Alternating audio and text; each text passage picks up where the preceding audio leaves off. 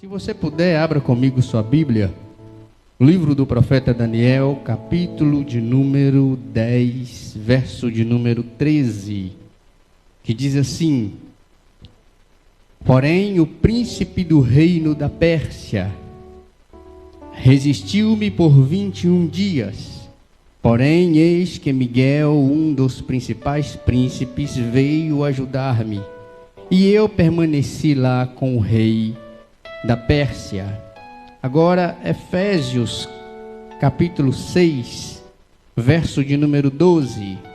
Porque não lutamos contra carne e sangue, mas contra os principados, contra as potestades, contra os governantes das trevas deste mundo, contra as maldades espirituais nas regiões celestiais. Meus queridos, nós estamos nesta noite diante de dois textos da palavra do Senhor que nos remete a um sentido de reflexão e orientação da parte da igreja. Nós vamos ver que o capítulo anterior ao que nós lemos no livro do profeta Daniel, Daniel recebe uma revelação acerca da restauração final de Israel, ou a mais conhecida, ou conhecida entre nós como a profecia das 70 semanas. Daniel não entende o que Deus está falando com ele, e ele coloca no coração o propósito de buscar a Deus para obter a revelação daquele sentido ou daquele sinal que Deus estaria dando a ele através daquela profecia. A Bíblia diz que Daniel por 3 semanas orou incessantemente buscando uma resposta de Deus. Só que desde o primeiro momento que Daniel colocou no coração o propósito de buscar o sentido daquela revelação, Deus já havia ordenado que a resposta fosse enviada a ele. Só que Gabriel, o anjo responsável pelas boas notícias, responsável pelas boas novas naquela ocasião, foi impedido de passar por causa do príncipe do reino da Pérsia que estava nas regiões celestiais naquele momento. Foi preciso Deus enviar Miguel para abrir passagem e Gabriel conseguir chegar com a revelação da profecia recebida por Daniel. Gabriel, nós podemos equipará-lo ao mesmo poder que o arcanjo Miguel. A grande diferença do poderio dos dois é que Miguel tem o seu poder no braço forte da espada e ele é o patrono de Israel determinado por Deus. Então Miguel resolve as coisas no poder da espada. Já Gabriel tem o poder da palavra. Gabriel, ele é o chanceler do céu. Podemos dizer que Gabriel é o Mr. Chamberlain do céu. Tudo que Gabriel vai fazer é no poder da palavra. Foi ele que anunciou o nascimento de João Batista. Ele que anunciou o nascimento de Jesus. Então, mensagens específicas desse cunho, Gabriel era quem entregava. Só que Gabriel estava trazendo a revelação da restauração futura de Israel. Mas o príncipe do reino da Pérsia não permitiu que a revelação chegasse ao coração de Daniel. Quando nós lemos a carta que Paulo escreve à igreja de Éfeso, nós vamos ver que Paulo vai tratar do mesmo assunto. Paulo vai falar que a nossa luta não é contra a carne, não é contra o sangue, mas é contra as potestades que estão alojadas nas regiões celestiais. Eu vou falar com você nesta noite, em poucos minutos, e eu não quero que você fique com medo, se atemorize ou saia daqui assustado. Mas eu quero falar para você sobre demônios territoriais. Eu não acredito em demônio alojado no guarda-roupa, alojado no armário, alojado na despensa, mas eu acredito nos demônios que estão subjugando nações, porque o profeta Daniel nos dá lição disso. Assim como existia um principado, uma potestade sobre o céu da Pérsia, existe neste exato momento uma potestade satânica, um governo demoníaco sobre o céu da nação brasileira, que tenta desvirtuar o propósito das revelações divinas para que a igreja não alcance o seu objetivo aqui na terra.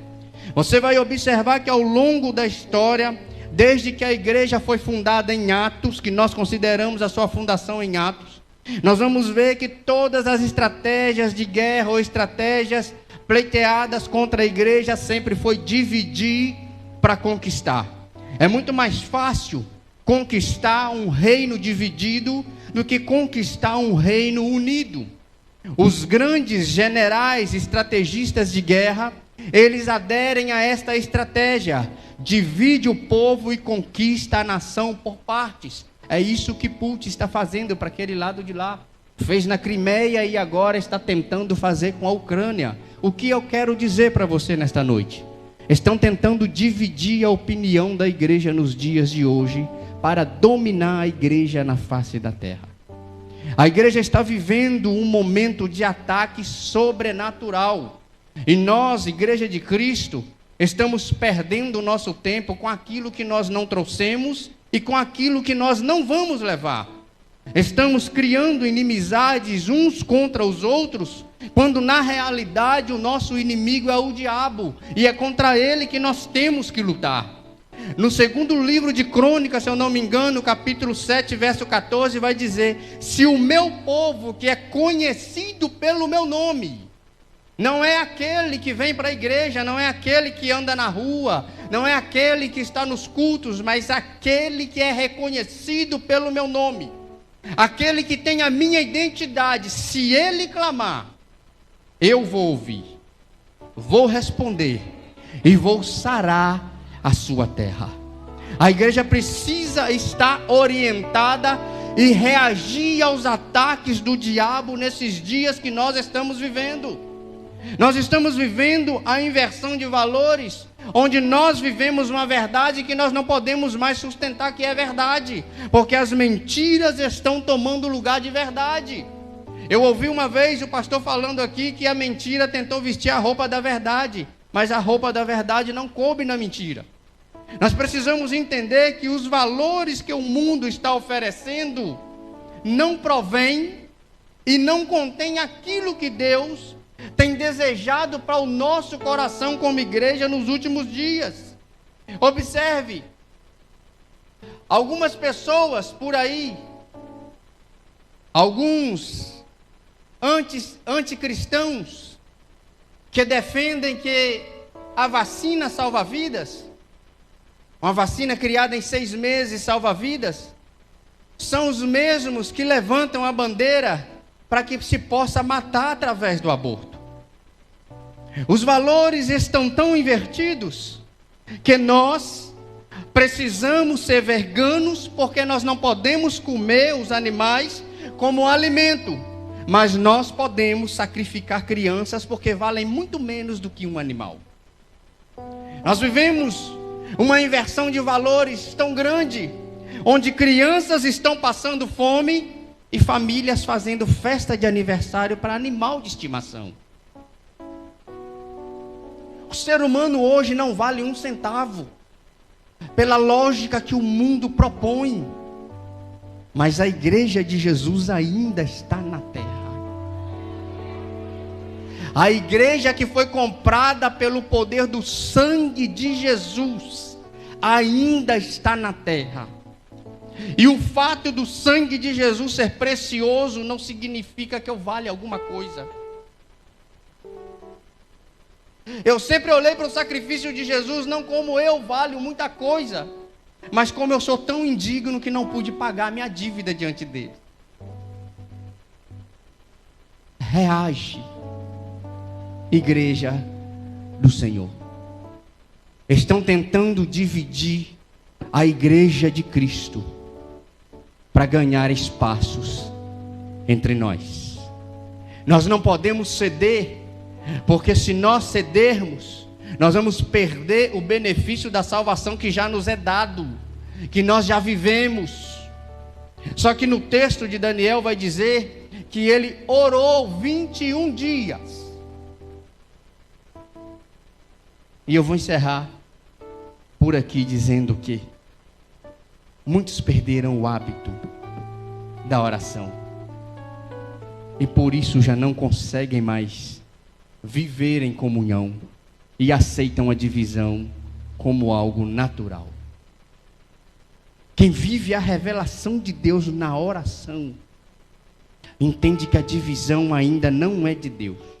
A divisão de Deus ainda virá, mas ainda não é o tempo da divisão de Deus. Deus chamou a igreja para viver unida em oração, lutando contra os principados nas regiões celestiais, onde as nossas bênçãos estão alojadas. Mas a igreja precisa permanecer na oração. Que Deus nos abençoe nessa noite.